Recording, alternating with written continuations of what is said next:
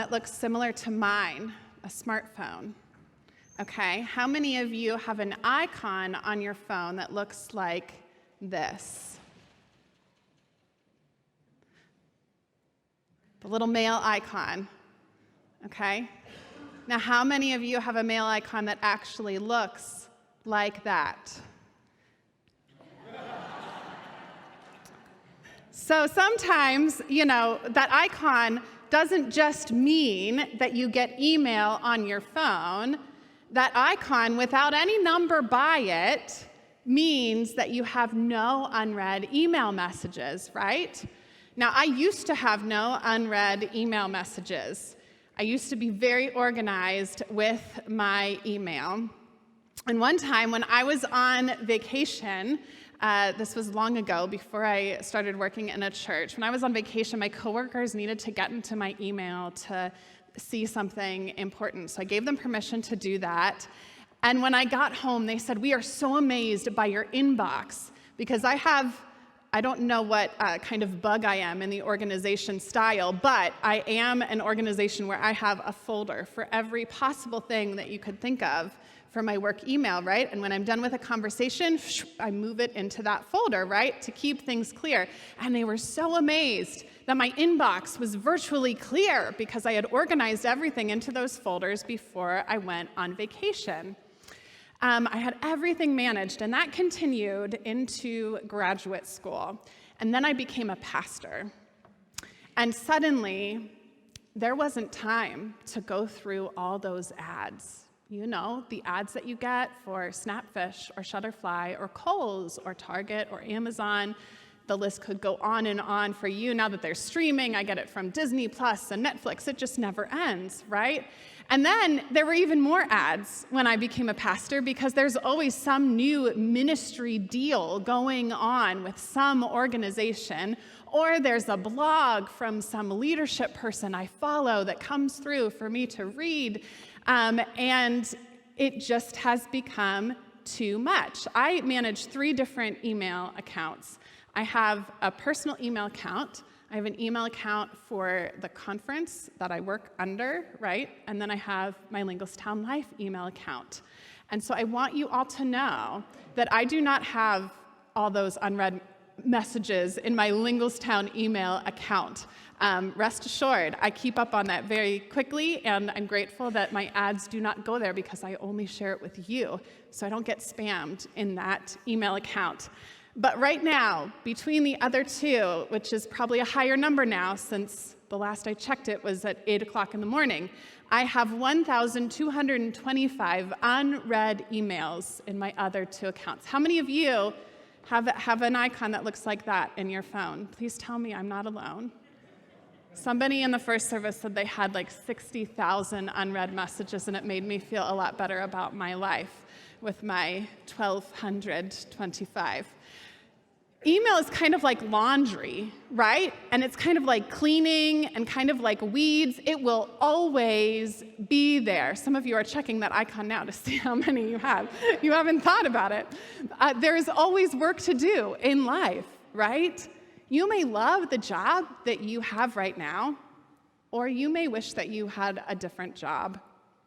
Perhaps you are a student, you might be retired, you might be unemployed, or you might not work outside of your home, but there is still always work to do, right? We were meant for work. It's one of the ways that society sustains itself. And so we may see our work as just a means to an end or just a source of income, but I wonder if it's possible to find meaning in any type of work. And I also wonder if our work could ever be holy, or if our work could ever be a form of worship, no matter what work we do. We're going to dig a little deeper into that today. You see, I think that's where we get conflicting messages. As followers of Jesus, you may have been encouraged to act in a number of different ways when it comes to your work, right? You may see your role as a follower of Jesus evangelizing to your coworkers or inviting them to come to church. You may have been encouraged to do that.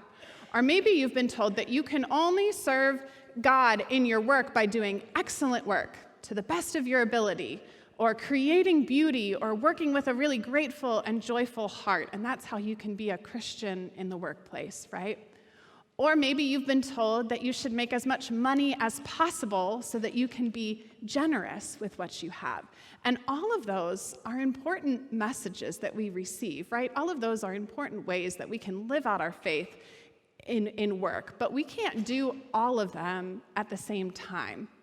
So oftentimes we get confused about how and if our work really matters to God, no matter what our vocation is. And I think this story of Mary and Martha that you just heard from Brian can shed some light for us. We're reading in Luke's gospel today, but Mary and Martha are also found in John's gospel. They appeared there when Jesus raises their brother Lazarus from the dead. Through that experience of raising Lazarus from the dead, that brought them all very close to one another as close friends. And so it might seem odd in this situation that Mary is swept up in the moment with Jesus, while Martha is so occupied with how her house looks that she's so agitated that Mary just won't do the same as what she's doing. Martha welcomes Jesus in, right? But Mary sits at his feet and could care less about how the house looks. If these organization types that you saw earlier were a thing back then, they would be polar opposites, right? They see things so differently. Martha is distracted, and Mary puts everything aside to visit with Jesus.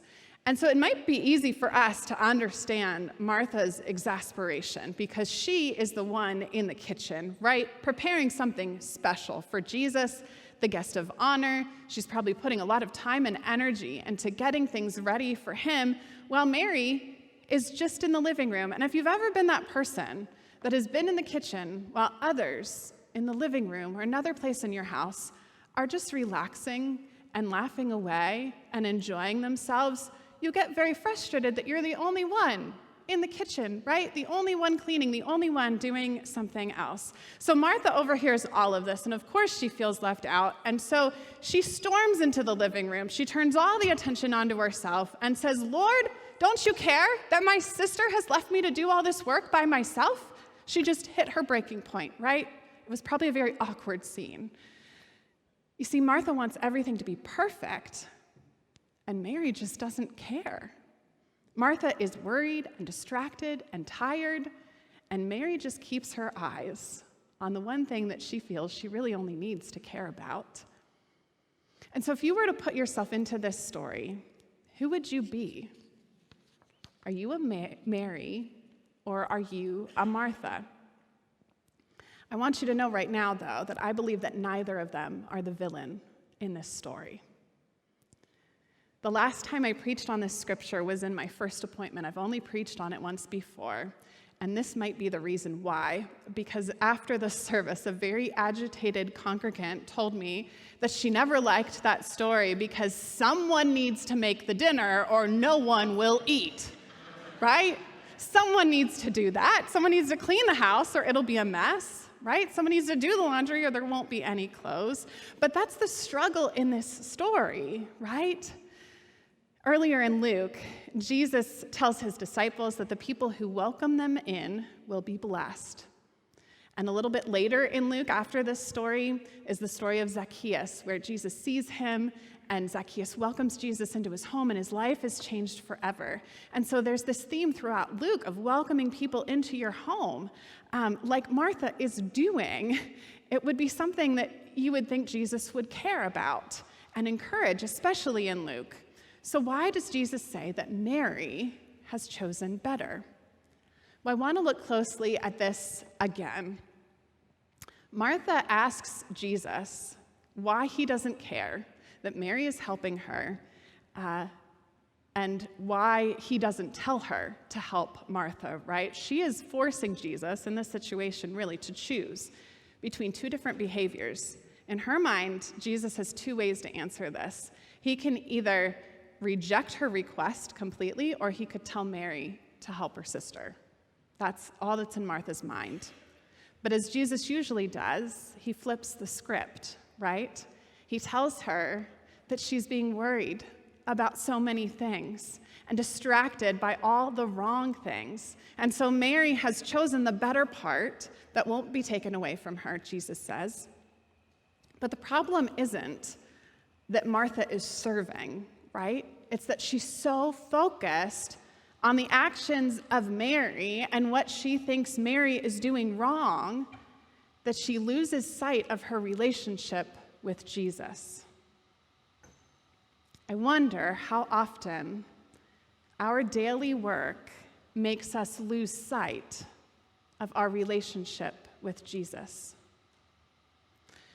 My favorite professor in seminary, on the very first day of her class, my very first semester, she said something that I hope I'll never forget. She said, "This time of study, while you're in seminary, is not a time to leave your faith behind." I didn't really think much of it at first. In seminary, we were steeped in studying the Bible. Especially in the first year, we read the Bible cover to cover and dug deep into the scripture. We were steeped in theology. All we talked about, right, was God and everything that could surround that. And so in my mind, that first year, I thought, it's going to be hard for me to leave my faith behind. All we're doing is talking about Jesus, right? But I didn't realize then just how easy it would be to trade my relationship with Jesus for paper writing, for studying, even if it was the Bible. That wasn't my relationship with Jesus. That was to write a paper, right? Or to constantly worry that I wouldn't get everything done because it was so much work.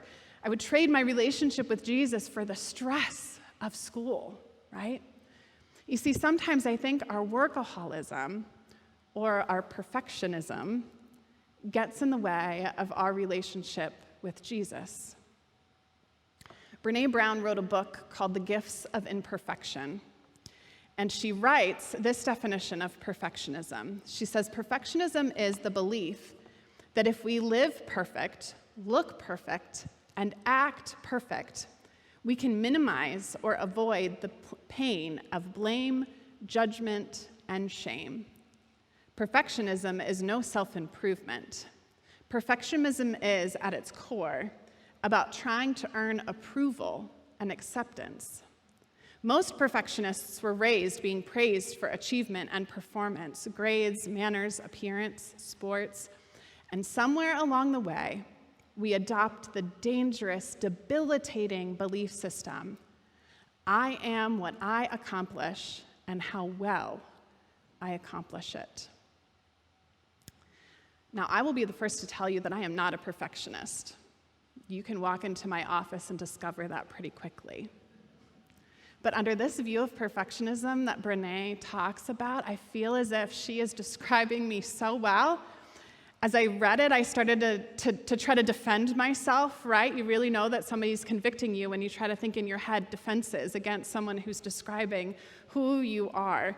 I felt like it described me, or at least the me that I'm trying to battle against, right? You see, I think it's easy for our work to become who we are above anything else, and that's when perfectionism creeps in.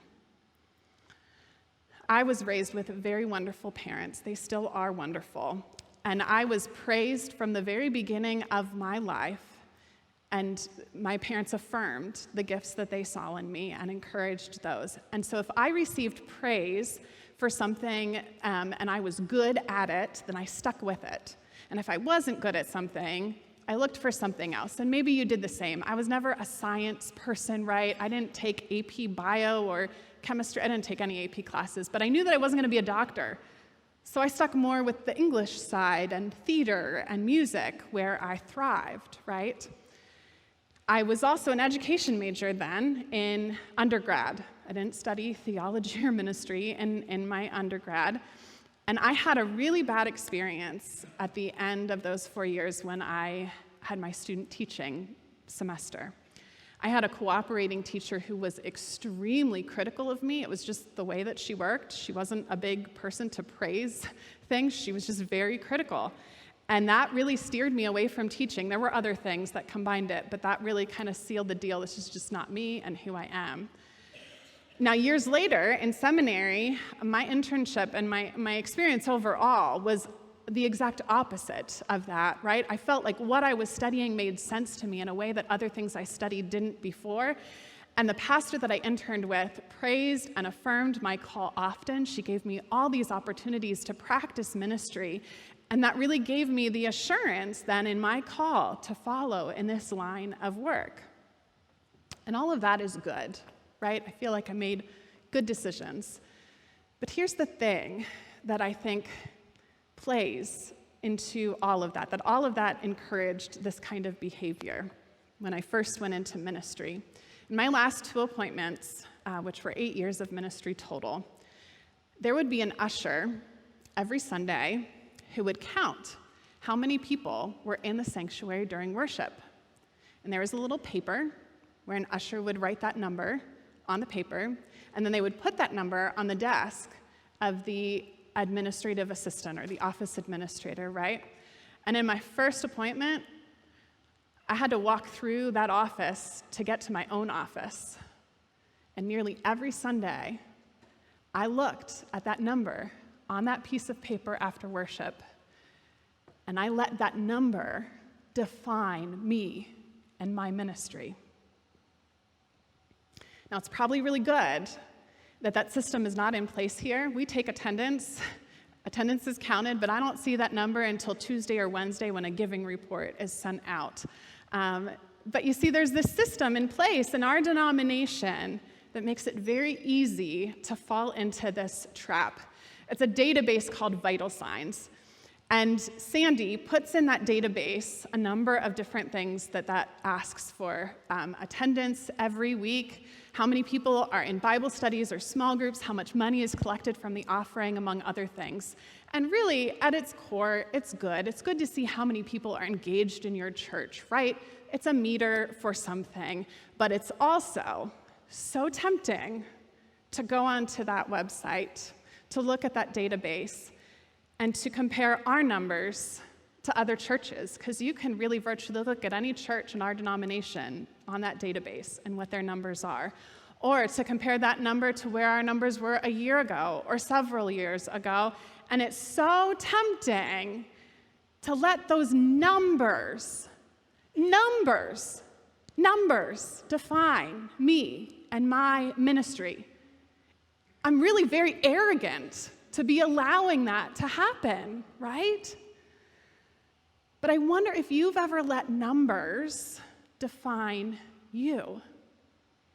How often does your work, how good you are at it or not so good at it, define you? You see, when I die, I'm pretty sure that God is not going to judge me based on how many people were in the pews on Sunday morning. That's not even going to come up, right? God's not going to judge any of you for that either. God's not going to judge you on how accomplished you were in your career, how much power you gained. God's not going to judge you on how many people affirmed you and your gifts, because God cares so much more about faithfulness. And what's more, I really think that we become so obsessed about those things.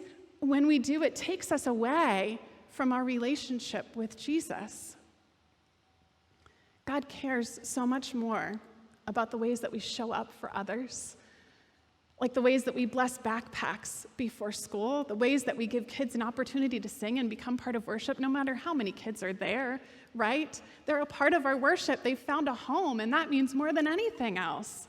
God cares so much more about the ways that we show up for parents of our preschoolers that are longing for community. God cares so much more about the ways that we gather together for worship, to grow and to listen.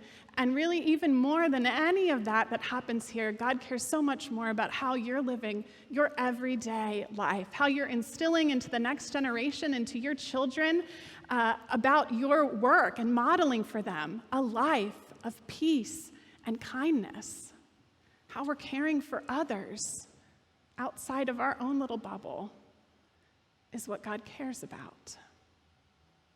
There's a rhythm, I believe, in worship and work. There's a rhythm in gathering here, in being blessed here, and then being sent out into the world.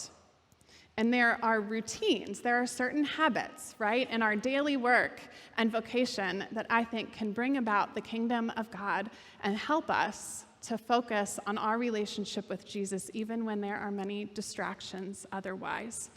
So for those of you that are here, I apologize for those of you that are online, but there's an insert in your bulletin. I've had an insert every week during this series with different suggestions for habits. The series is very practical, and so this is the practical part, and again, these are just suggestions. So the first, as many of these habits have been, is to start your day with prayer, to find ways that the tasks that you have at work can be prayers as well. So not just beginning your day that way, but having a rhythm of prayer throughout your life. I wonder how emails, even if you have a lot of unread, or communication with others can offer you small ways to pray for other people or over different situations. Now, I'm not asking you to be awkward. There are definitely people in your workplace that won't accept a prayer that you pray out loud for them right in the moment. But how can your life be a rhythm of prayer, of you praying for others and seeing where God is leading you, right? The second, then, is reflecting on how you work. I wonder if you've ever been in a job or a situation that you don't like. How many of you have ever had certain job tasks that you don't like, okay? And how did one person, has there ever been a person in the midst of it that has made that job that you don't like even worse? Right? You know, those complainers that just always have something negative to say. Or how much, while you were doing that job that you didn't like, did you have a person that made that job better? Right? The person that just is always cheerful, always joyful, always making an impact on something you don't like in a positive way. You know, complaining about a task that you don't like, I've never found a time where complaining has made something more enjoyable, right? There's venting, but then there's just endless complaining that doesn't make something enjoyable, right? So how might your attitude in your work bring you closer to God? And then the third habit that I encourage you to think about is turning off the workaholic culture. If you are working more than what is healthy, you need to take time off the clock. You need to turn your phone off. You need to not check your email for pockets of time in the day. And I am preaching to myself when I say this. You need something, some hobby outside of your life that isn't related to your work. There was someone who once shared with me this beautiful rhythm of how our daily life could be. And that is, out of 24 hours in a day, having 8 hours dedicated to sleep, 8 hours dedicated to serving in some way, and 8 hours being dedicated to being served yourself. Now, my husband works a 12-hour shift. He obviously can't do that rhythm, right, every day. Not all of us have the kind of work that enables us to have that rhythm, but I wonder what a balanced life might look like for you in your own daily life or in a week's time, right? Friends, God cares so much about our work, no matter what it is. Even when we have a lot of unread emails, God still cares about our work and is longing to be a part of all of our work where we find purpose and fulfillment and joy, and work where we can be reminded of God's work in each of our lives. And so it's my prayer that you all would know and remember that you are loved, first and foremost, that you are enough, and that when you focus on Jesus and your relationship with him, it will not be taken away from you.